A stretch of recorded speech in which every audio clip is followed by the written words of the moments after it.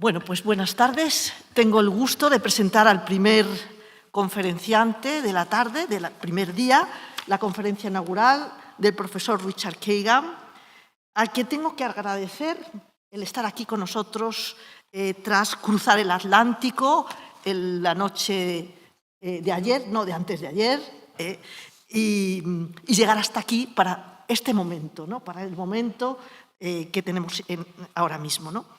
Y digo que tengo el honor porque Richard ya nos conocemos de hace tiempo. Él es un profesor de historia moderna en sus inicios y ahora pues, es un profesor de historia del arte en su segunda época, ¿no? Bueno, pues es una gran figura del hispanismo, es un gran maestro, una gran figura del hispanismo internacional, catedrático emérito de la Universidad Johns Hopkins, donde ha ostentado la distinguida cátedra, muy difícil de pronunciar, de Arthur O. Lovejoy. Sí, pero es buen nombre. Buen nombre. Kagan no es solo un historiador de archivos, sino un intérprete de la cultura. Formado en la Universidad de Columbia y doctorado en Cambridge, en la Universidad de Cambridge, bajo la dirección del famoso hispanista ya fallecido John Eliot, Kagan heredó el rigor de la escuela británica, pero pronto desarrolló una voz propia que ha transformado nuestra manera de entender la España de los Austrias. Su carrera comenzó analizando las estructuras de poder y la ley. Un profesor e investigador, como insisto, en historia moderna en aquella época. Obras como Universidad y Sociedad en la España moderna o sus estudios sobre la justicia de Castilla, en Castilla, nos revelaron una sociedad mucho más litigante y dinámica de lo que se creía. Sin embargo, su curiosidad intelectual lo llevó a cruzar una frontera poco transitada por los historiadores sociales, la frontera del arte. Kagan comprendió que para entender a la monarquía hispánica no bastaba con leer sus leyes, era necesario observar sus imágenes, y así se convirtió en un pionero de la historia cultural, analizando desde los sueños proféticos de Lucrecia de León, un libro interesantísimo que les aconsejo, hasta los cronistas reales.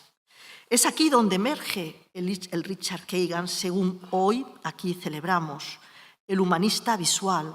Su enfoque ha sido revolucionario en dos campos específicos del patrimonio. Uno en la iconografía urbana. En su obra fundamental, Imágenes urbanas del mundo hispánico, nos enseñó que un mapa no es solo geografía, sino que es una declaración de intenciones. Kagan nos enseñó a distinguir entre la urbe, el ladrillo, y la civitas, el espíritu y el honor de sus ciudadanos. Otro campo específico de su investigación y del que creo que nos hablará hoy es el Greco y Toledo. Ha sido uno de los grandes exégetas del Greco, situando al pintor en su contexto social y legal y analizando cómo su obra construyó la identidad misma de una ciudad como Toledo. El Greco situando situado aquí, teníamos al profesor Fernando Marías, que iba a hablar del Greco y los grecos, y por lo tanto, pues, a falta de su presencia, Richard Kagan nos podrá hablar extensamente del tema también. Además, Kagan ha dedicado gran parte de su carrera a estudiar cómo el patrimonio español fue percibido y coleccionado en el extranjero, especialmente en Estados Unidos, bajo lo que él denomina el paradigma de Prescott. En fin, el profesor Kagan es un puente entre culturas, doctor honoris causa por la Universidad Autónoma de Madrid, académico correspondiente de la Real Academia de la Historia. Su labor ha sido reconocida con la Orden de Isabel la Católica, pero más allá de estos honores y medallas, su mayor legado es habernos enseñado a leer las imágenes como si fueran textos y a entender el patrimonio no como algo estático, sino como un diálogo vivo entre el arte, el poder y la sociedad. Sin más preámbulos, querido Richard, muchas gracias por haber llegado, insisto, por haber cruzado el Atlántico desde Filadelfia y haber llegado hasta aquí, hasta Burgos, para estar con nosotros hoy. Muchísimas gracias.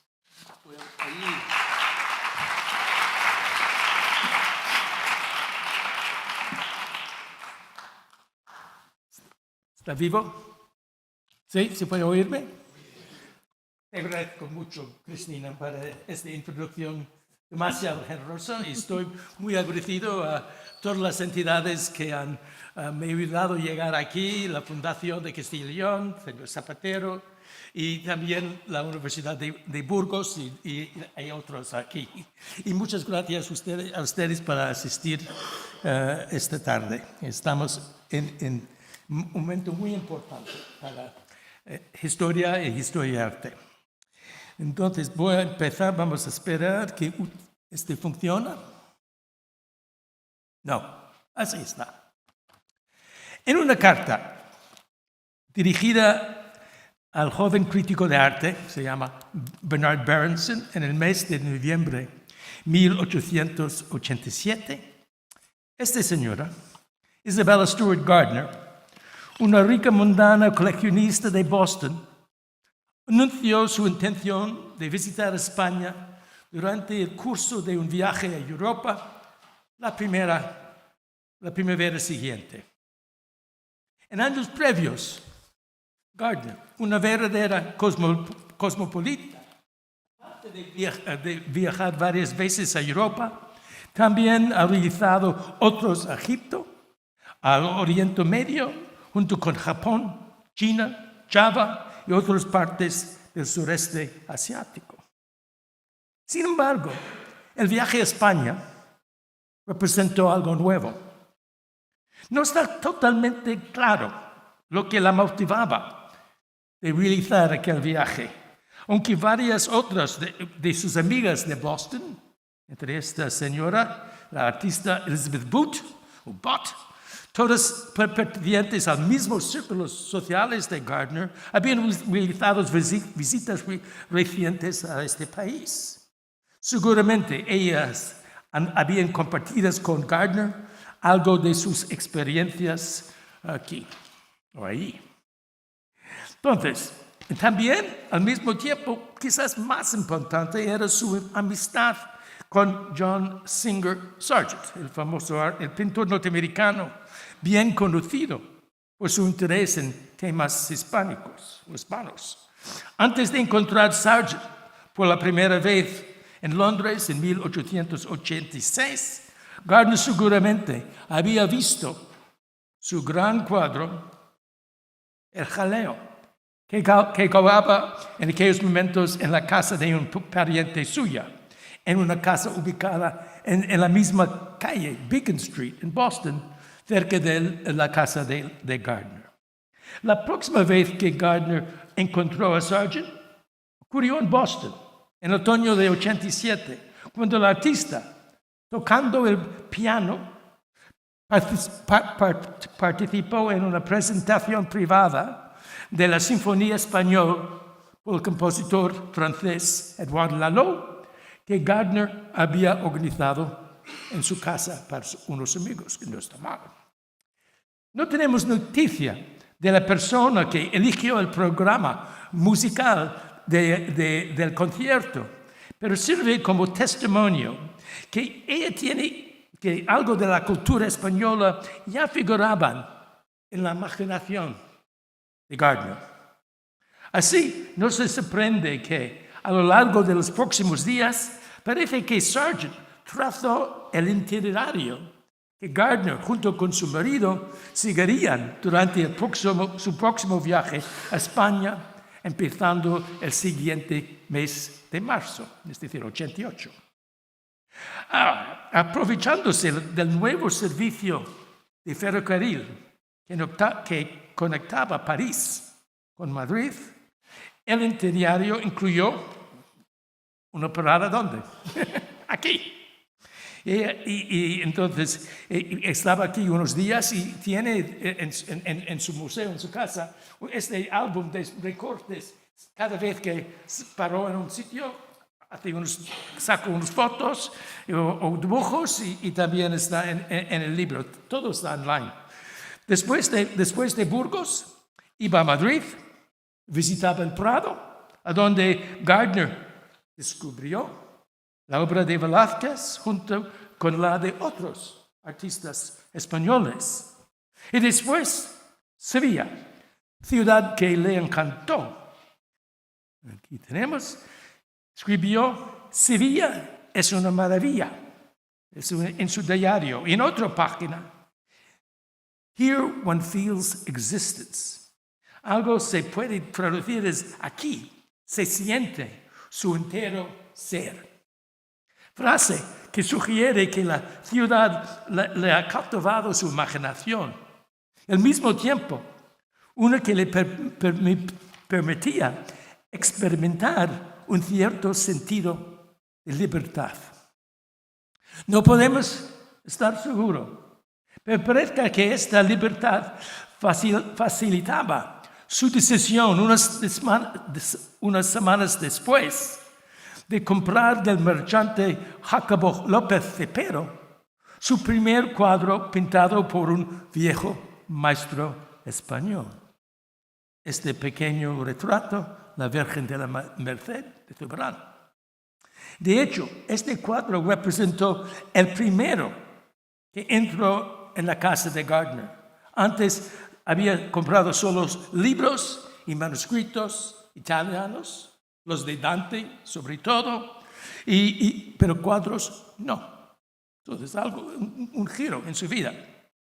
Aquel viaje también resultó en la compra de otro cuadro, uno de la Semana Santa sevillana por un artista norteamericano, Francis Davis Millay, que le habían encontrado en Sevilla. Pero aparte de esos cuadros, faltamos un registro detallado de sus otras adquisiciones a lo largo del viaje. Y si fue después de Sevilla, fue Granada, Toledo, León, Barcelona, etc.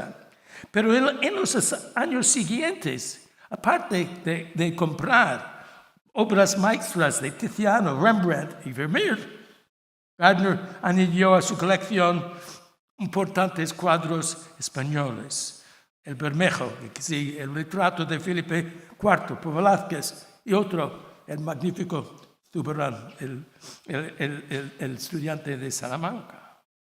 En 1904, año en que Gardner abrió su colección al público de su nueva casa, Fenway Court, y este cuadro de El Greco le escapaba, se fue al Metropolitan Museum en Nueva York, pero a lo largo de los años ella adquiría varios muebles españoles, un bargueño, algunas rejas, columnas, vidrio, junto con varios discos. En aquellos momentos una tecnología nueva para escuchar flamenco y otras canciones de música española.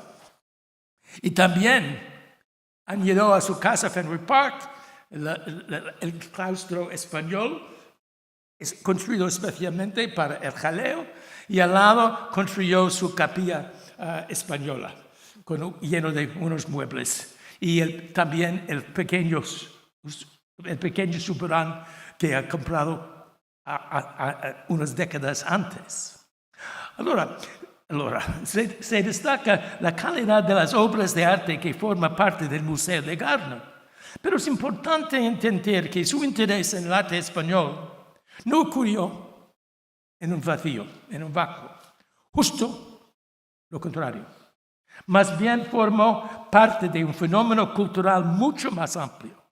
Uno que un periodista astuto, el que en un artículo impreso en Boston en 1881 comentaba del número creciente de norteamericanos que realizaban viajes a España. Un fenómeno que él denominó el redescubrimiento de España por parte de sus compatriotas. Redescubrimiento de España. Cifras precisas, documentando las dimensiones y los ritmos de paso de este redescubrimiento son escasas. Pero los libros de visita al Alhambra nos ofrecen un guía de lo que ocurría. Los del monumento, estos libros, por ejemplo, indican que en la década de los años 1870, es decir, el momento en que coincidió la llegada del servicio de ferrocarril a Granada, algunos 500 norteamericanos firmaban el libro. a lo largo de toda la década. Sin embargo, en torno de 1880, estimulado quizás por la popularidad, ¿dónde estamos? Okay. Por la popularidad de la ópera Carmen, estrenada por la primera vez en Boston, en Nueva York y otras ciudades en el año 79, se pusieron de moda viajes a España, Andalucía en particular. Ya entonces empezaban a subir el número de norteamericanos firmando los libros de Alhambra. Algunos 250 firmaban cada año a lo largo de la década de los 80, y en la década de los 90 la misma cifra llegaría a 300, 400, 500. Y en 1824, 542 firmaban el registro, aunque está casi seguro que habían más, principalmente porque habían muchos visitantes que olvidaban poner su firma en el libro. Otra señal del nuevo interés de los norteamericanos en España era la apariencia de una verdadera ola de libros de viajes dedicados al país. El clásico de este género, Richard Ford, Handbook for Spain, preso por la primera vez en 1845, Gardner llevó en su equipaje contigo cuando se fue a España. Sin embargo, existían muchos otros más actuales, hechos por varios autores americanos. Solo en 1982, por ejemplo, salió a la calle no menos de 6 de esos libros, entre ellos A Family Flight Through Spain y 7 Spanish Cities on the Way to Them, los dos escritos por amigos íntimos de Gardner, Edward Everett Hale y su hermana Susan. Pero el redescubrimiento de España no estuvo limitada a libros. Había conferencias públicas dedicadas a temas hispánicos, un nuevo interés en la historia española, un fenómeno generado en parte por la incorporación reciente en los Estados Unidos de los estados de Nuevo México y Arizona, es decir, territorios que junto con California trataban sus orígenes a los españoles algunos siglos atrás. Y también hubo un nuevo interés en los vestigios de los misiones franciscanos establecidos por los españoles en aquella zona. Y estas misiones se convertían en destinos turísticos, mientras que el portfolio de todas las misiones hecho por este señor Henry Chaplin Ford servía como un catalizador para la restauración de las misiones que ocurrió a finales del XIX y principios del siglo XX. Y también existían testimonios de otras demostraciones artísticas de los vínculos entre España y los Estados Unidos. Y estaban todos en el rotunda del Capitolio de Washington, un espacio en lo cual visitadores podían hoy en día en el rotunda del Capitolio en Washington, pueden contemplar varios cuadros conmemorando la llegada de Colón y el descubrimiento del río Mississippi de Hernando de Soto. Y junto con empezando de ahí son los cuadros de Soto y Colón, ahí colgado. Y también hubo la recién instalada frisa bas-relieve de un cierto Constantino Brumidi, ilustrando varios momentos ilustres en la historia de este país. Entre ellos están aquí. Y estas escenas de historia española justapuestas con otras, ilustrando tales acontecimientos estadounidenses como la firma de independencia de la firma de la Declaración de Independencia. Muy raro. Hay pocos capitolios en el mundo que incorporan la historia de otro país en la historia de su propia historia. Es casi único. No casi único, pero muy raro. Todo junto. Es decir, los libros de viajes, los cuadros, el interés en las misiones, representó los comienzos de lo que he denominado hace unos años como el Spanish craze, con craze significando el equivalente de una moda por varios aspectos de la cultura española: arte, arquitectura, música, moda y más. Y también este mismo craze afectaba el mundo del coleccionismo de arte, un mundo, por supuesto, elitista, restringido a los ricos, pero uno dentro del cual Gardner servía como el equivalente de los influencers actuales. Eran mujeres a la vanguardia, y era más o menos la primera. Es decir, era un referente para los otros coleccionistas del país. Los nombres de estos coleccionistas están bien conocidos. Figuras como Henry Marquand. Aquí es Spanish Grace. Es un chifre para mi libro. Está traducido al español. Henry Marquand. Y ahí algunas compras. John Graver Johnson de Filadelfia. Todos están en el Philadelphia Museum of Art. Los Havermeyer, Luis y Harry, una pareja neoyorquina que a la recomendación de otra influencer, la artista Mary Cassatt, volvieron de su primera visita a España en 1901 con varios cuadros importantes en su equipaje, entre ellos uno Greco y un par de Goyas. También ahí los Havermeyer con sus Goyitas y dos de sus magníficos El Greco que están en el Met. También tenemos Archer Milton Huntington, fundador de la Hispanic Society of America. Tenemos Henry Frick, que compró su primer murillo, autorretrato en el año 94, en el 4, y después El Greco, he hecho un error, 1894, y El Greco de Jerónimo en una década después, y después algunos más que voy a exponer más tarde. También tenemos Peter Widener de Filadelfia, compró este magnífico murillo, le regaló después al Washington National Gallery, dos mujeres a la ventana, también conocido como Las Gallegas. No voy a decir nada sobre el tema, pero podemos discutir. Y este par de cuadros del Capilla San José en Toledo, año 8. También tenemos Benjamin Altman, compró dos magníficos Velázquez.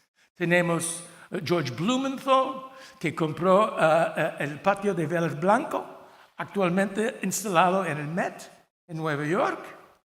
Y tenemos William Van Horns, un norteamericano que vivía en Montreal, compró El Greco y este magnífico Soberán que está actualmente en España. Y Charles Deering, que tenía su casa en Sitges, al sur de Barcelona, compró este Soberán, el Martorell y muchísimos más. Y finalmente William Randolph Hearst, el famoso periodista, piensa de Citizen Kane, en película, el que intentó de comprar el patio de la casa de Miranda, que está actualmente en el Museo de Burgos, pero consiguió la compra de la Catedral de Valladolid, que está actualmente en el Met. Entonces, esa es la lista. Lo sorprendente en esta vuelta a España es una novedad. Salvo por algunas obras atribuidas a Murillo, antes de Gardner, el interés por parte de coleccionistas norteamericanas en obras asociadas con la dicha Escuela Española de Arte revolteaba aproximadamente a cero. Una excepción, este señor Mead, rico comerciante de Filadelfia, el que desarrollaba un ojo para obras de Murillo, Sánchez Cotán y otros pintores españoles a lo largo de estancia en Cádiz como un agente naval. Todas estas obras, incluso este Murillo ya perdido, cruzaban el Atlántico en el año 1814. Pero Mead era casi un caso aislado. En 1855, William Walters de Baltimore adquirió este Murillo. Y 2 años más tarde, no tengo Aspinwall. Y 2 años otro coleccionista en Nueva York compró otro. Pero pocos norteamericanos en general de aquella época compartían estos gustos. Algo que se puede atribuir, por lo menos en parte, al escaso interés en los dichos old masters, los viejos maestros, sea españoles o sea de otras escuelas europeas, donde nadie coleccionaba viejos maestros en torno de casi nadie, en torno de medios del siglo XIX. Pero también es importante atribuir el escaso interés en obras de dicha escuela española a los críticos de arte de la época, críticos cuyos juicios en torno de la calidad de aquella escuela fueron bastante maliciosas. Esta conferencia no es la ocasión para presentar un vistazo general de la historiografía a propósito de esta escuela. A lo largo de la época moderna y hasta los principios del siglo XIX, habían diferencias entre los críticos si existieran en verdad esta escuela. Algunos denegaron su existencia. Mientras tanto, otros, como Jean Bonneroth aquí en España, Louis Bayardot y Prosper Mérimée en Francia y sobre todo William Sterling Maxwell en Escocia, en Gran Bretaña, mantenían lo contrario. Y también habían diferencias en torno de los característicos básicos de la dicha escuela. Pero se puede decir que la fuente principal para los leyentes norteamericanos de la época fue los Annals of Spanish Art, hecho por Maxwell y impreso por la primera vez en el año 46 del siglo XIX. El arte español escribió como la naturaleza española, es decir, el carácter español, es en el máximo grado nacional y peculiar, es decir, individual, el sentido que dependía en lo que Maxwell describió como la gravedad proverbial del carácter del pueblo español. Gravedad, interesante. Trazo Maxwell los orígenes de este carácter a la guerra larga contra el Islam. No existe, escribió, no existe otro país donde las raíces de la fe en la cruz, nutrida con la sangre del moro y del cristiano, fueran tan profundas ni tan anchas como en España. Y por esta misma razón, su libro declaró que, le cito, la sabiduría de la antigüedad, ni el estilo de Platón ni de Cicerón, no sucedieron en seducir a los estudiosos del país, efectivamente denegando a los artistas españoles acceso a las ideas clasicistas que animaban el Renacimiento italiano. Su conclusión, es decir, de Maxwell, el arte español mantenía un carácter solemne y religioso, con composiciones oscuras y grandes, y llenos de figuras que demostraban la falta de habilidad atonómica. Todo eso. Entonces, aparte de hacer eco de tales opiniones, los críticos norteamericanos de la misma época ofrecían sus propios juicios de la misma escuela. Ningunas ningunos favorables. Caso ejemplar, este señor, James Jackson Jarvis, coleccionista de arte italiano medieval, discípulo del fiel del famoso crítico británico John Ruskin y quizás el más influyente crítico de arte en todo el mundo norteamericano.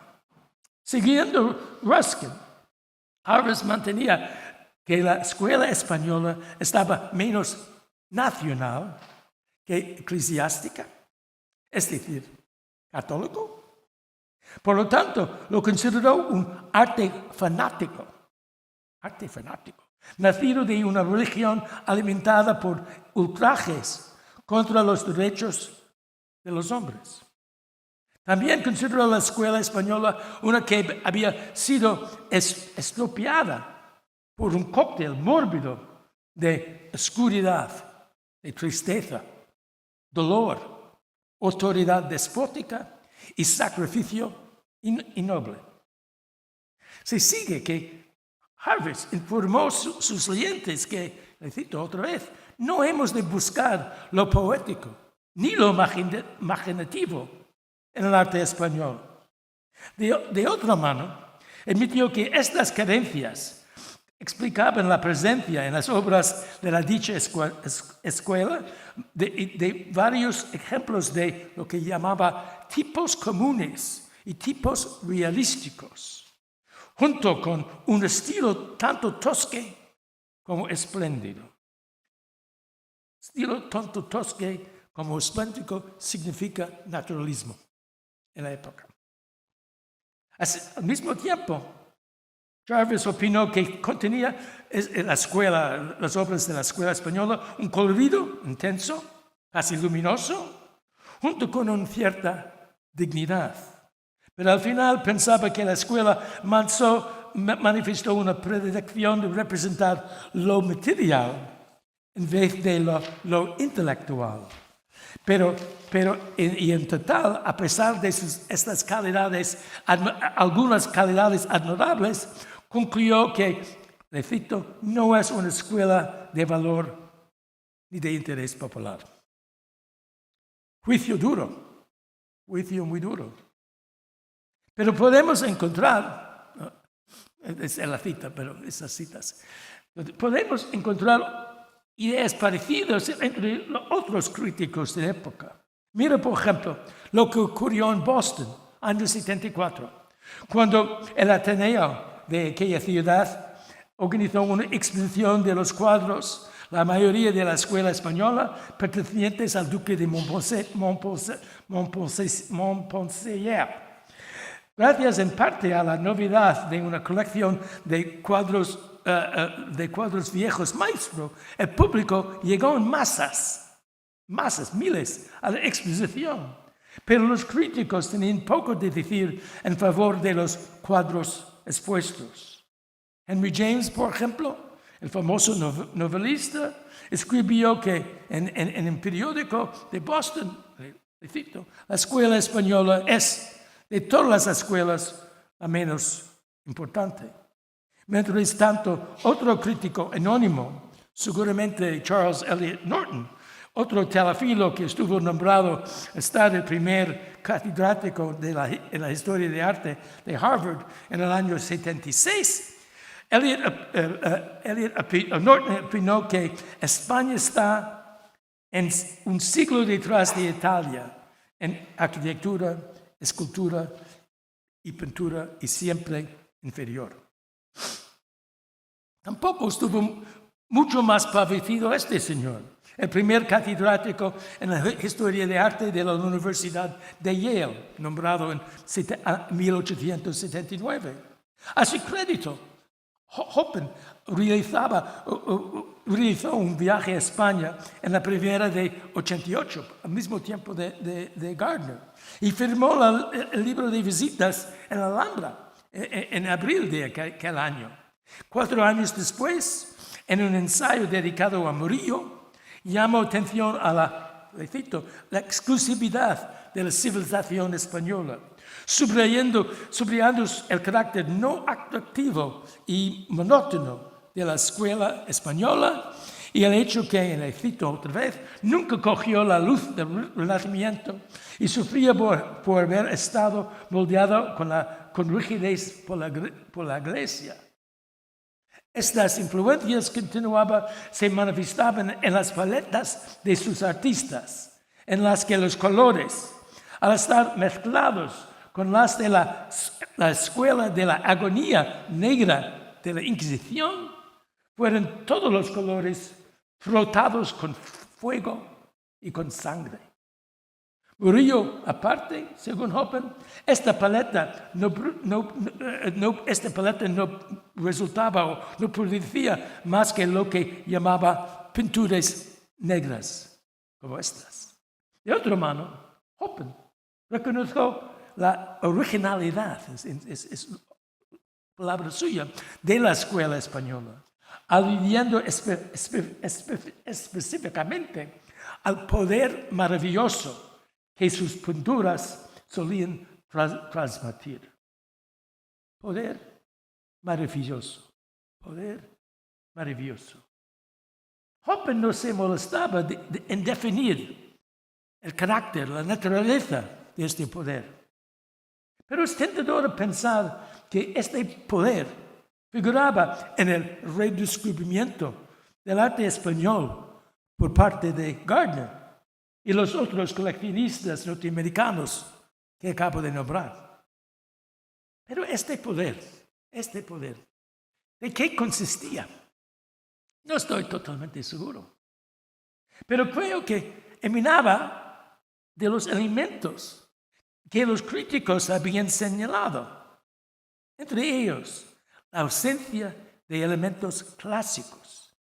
Y esta ausencia explicaba la falta de lo que Jarvis llamaba lo imaginario, lo intelectual, junto con lo poético en el arte español.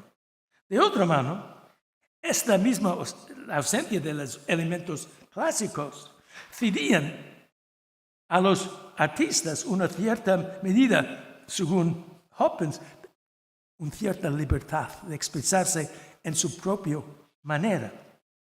Entonces, había límites. Gracias a la censura, los desnudos y varios temas mitológicos y profanos fueron prohibidos.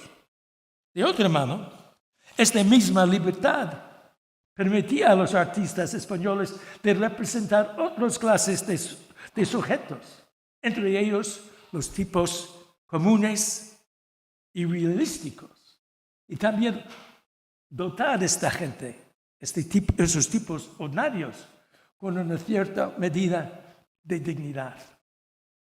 Libertad de expresión, tipos comunes.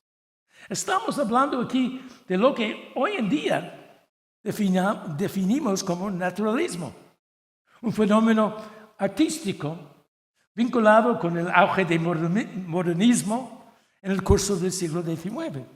Y junto con modernismo, el impresionismo, otro estilo que, empezando a lo largo de las décadas de los 80, capturó la atención de una nueva generación de críticos norteamericanos. Muchos de los cuales buscaban y esos críticos buscaban antecedentes de los orígenes del naturalismo, impresionismo en el pasado europeo. Entre este señor, Robert Stevenson, británico, pero muy leído en los Estados Unidos, mucho más que Carl Justi y otras obras dedicadas a Velázquez en aquella época. Él atrevió a decir que ver el Prado es modificar su opinión de la novedad del arte moderno. Este juicio originó en parte en la admiración de Stevenson por las pinturas del Greco. Stevenson alababa la agilidad y la amplitud de sus retratos, junto con la libertad del estilo artístico del cretense. Aún más notable era su admiración para Velázquez, un artista que Stevenson denominó el profeta de las nuevas escuelas, es decir, modernismo, impresionismo. Es decir, toda la obra de Courbet, Manet, Monet, Whistler y muchos más.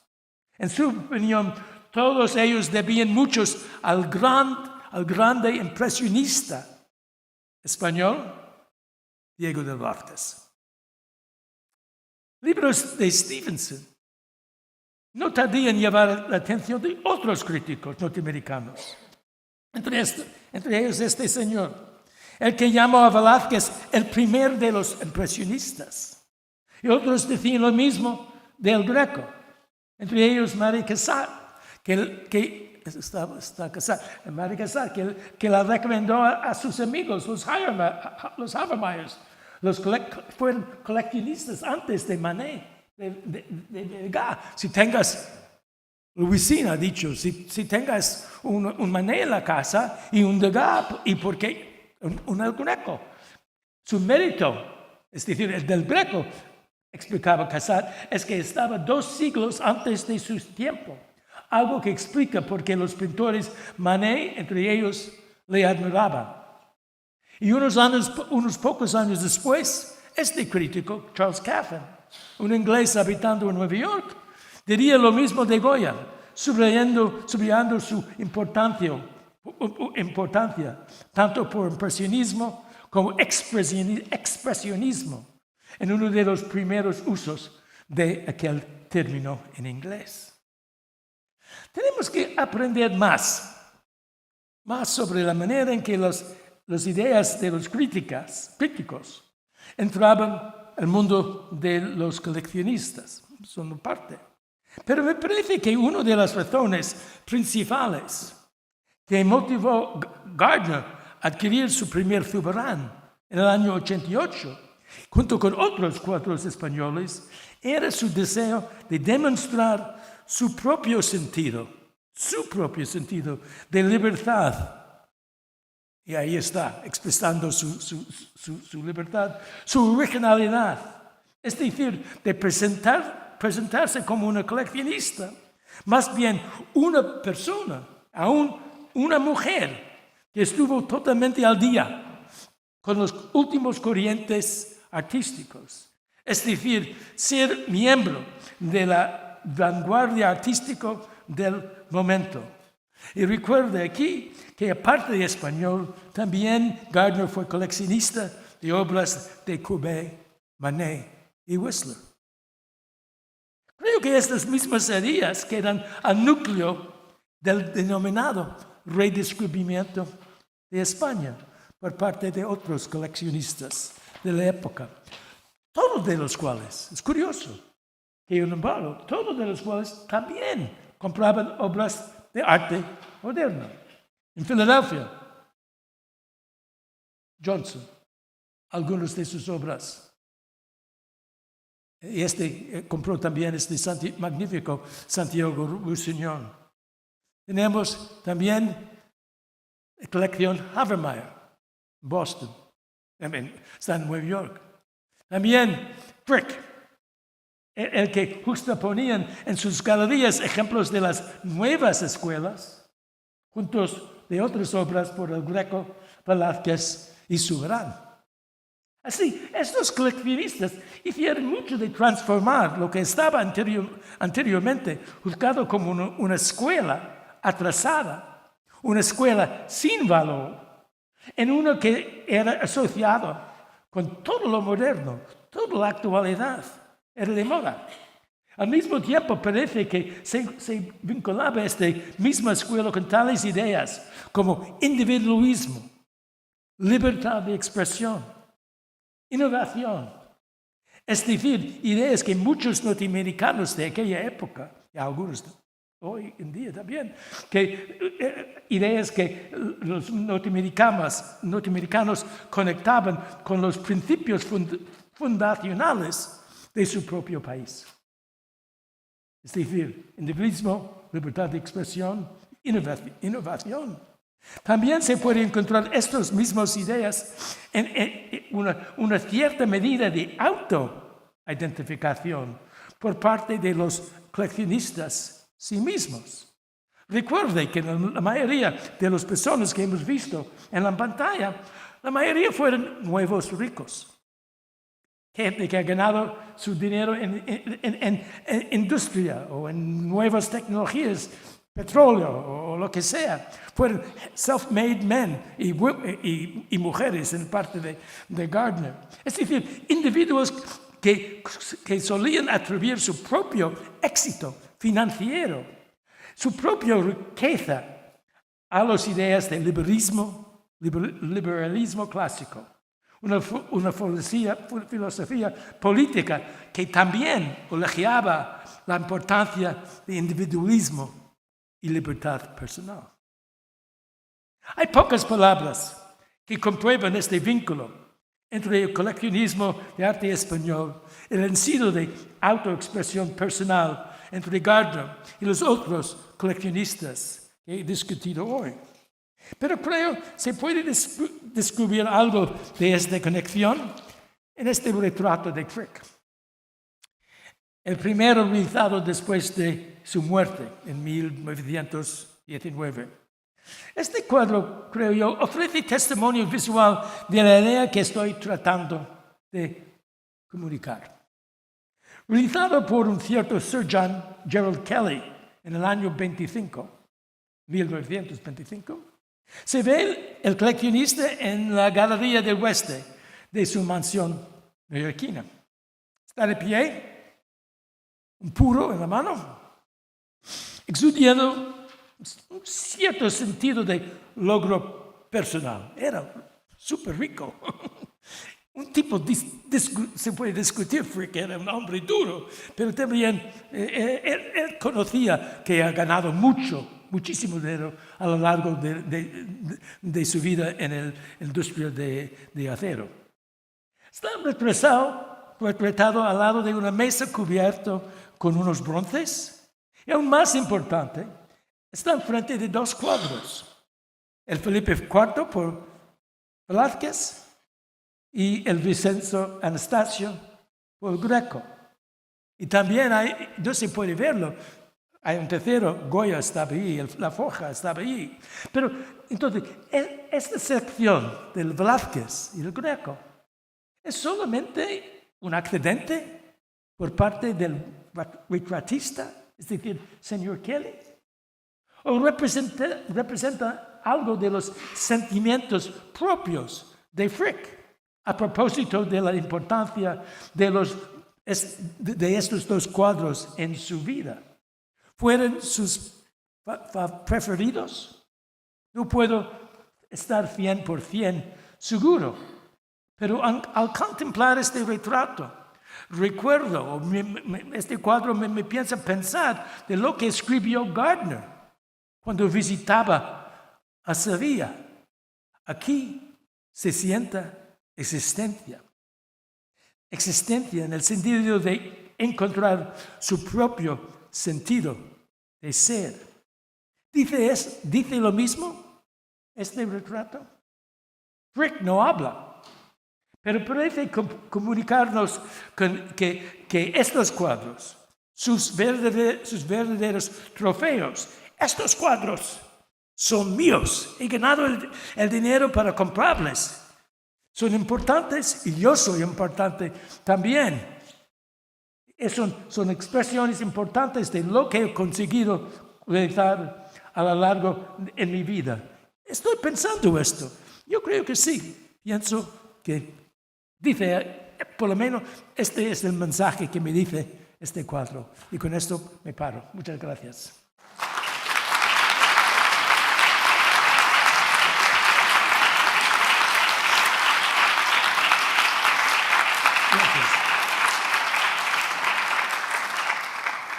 Muchas gracias, profesor Richard Kagan.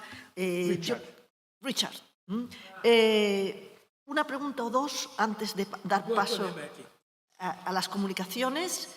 Si hay alguna pregunta, estaríamos encantados de romper el hielo. Tenemos una pregunta. Sí, hay un micro para... Si te levantas, te lo agradecemos.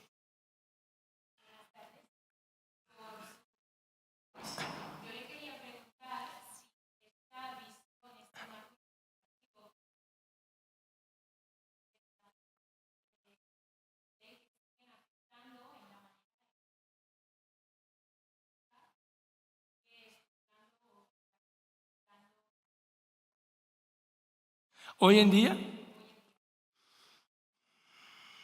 quizás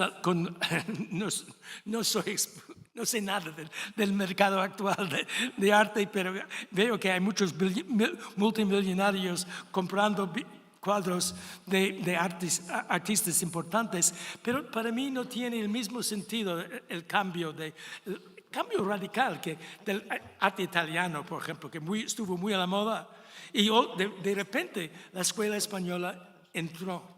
Hubo este cambio, un cambio que no conozco los corrientes actuales, pero para mí hubo una diferencia, un turno, un giro en la dirección de la cultura española que explica por qué hay tantas obras de arte español en los museos norteamericanos. Afortunadamente, la mayoría de estos coleccionistas legaran o regalaban sus cuadros a entidades públicas, museos en todos lados, y están disponibles al público, tanto norteamericano como mundial, en vez de estar escondidos en una casa privada. Y entonces, más bien es un tipo de manera de extender el patrimonio nacional española a otros mundos.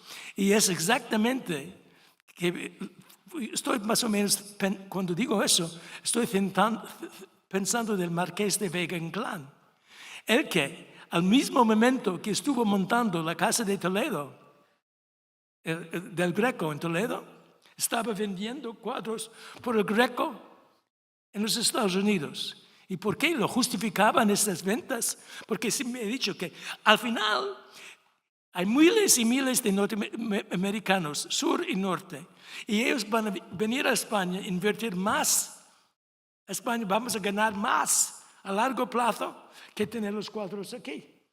Y era mi comisario general de turismo, el primero, para Alfonso XIII. Entonces, para España hay ¿cuántos? 80 millones de visitantes cada año. No es una mala ganancia para el país a largo plazo. Entonces, arte se puede dispersión, puede ser inversión. Pero es muy difícil para muchos entender este intercambio en la misma manera de Vega Inclán.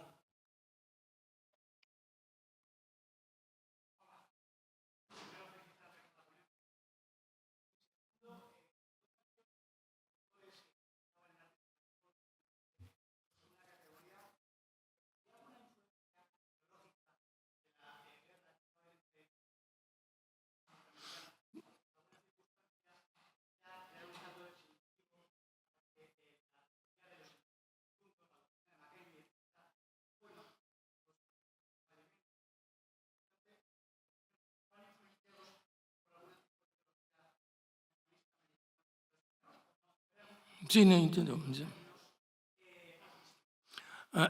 Buena pregunta y complicada. Los críticos que señalaba escribían antes de la guerra del 28.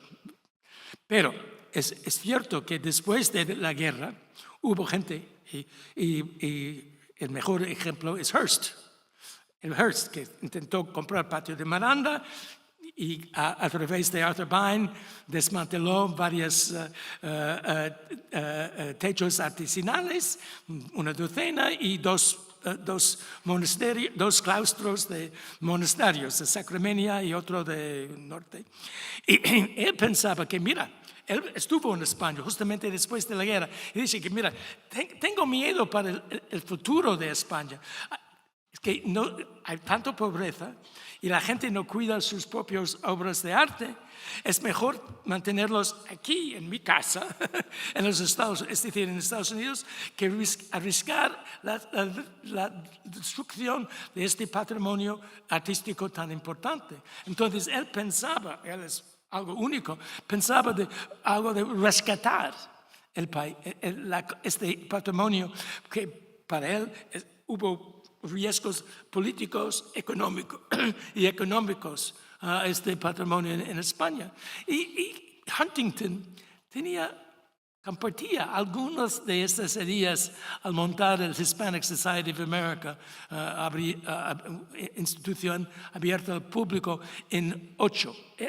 Huntington odiaba, la guerra, estuvo totalmente en contra, pero a la vez estuvo preocupado por los anarquistas, corrientes modernas que van a desaparecer la España clásica y con esa desaparición las obras de arte. Mejor para él tener algunos en Nueva York para demostrar la importancia del arte ibérico en general e hispánico en general. Y también, como en las visiones, la serie de obras realizadas por Sorolla, las visiones de España, es interesante, él quiso conservar este España clásico con esta serie de escenas folclóricas. Para él era la verdadera España. El carácter del español está en esos cuadros. No lo encuentro lo mismo en las industrias modernas o en los ferrocarriles o lo que sea. Entonces, para ella, es una manera de mantener una conexión al pasado y demostrar su importancia del patrimonio español a sus compatriotas. Muy bien, muchas gracias. Dejamos aquí, terminamos la conferencia de Richard Kagan y a continuación vamos a dar paso ya a las primeras comunicaciones y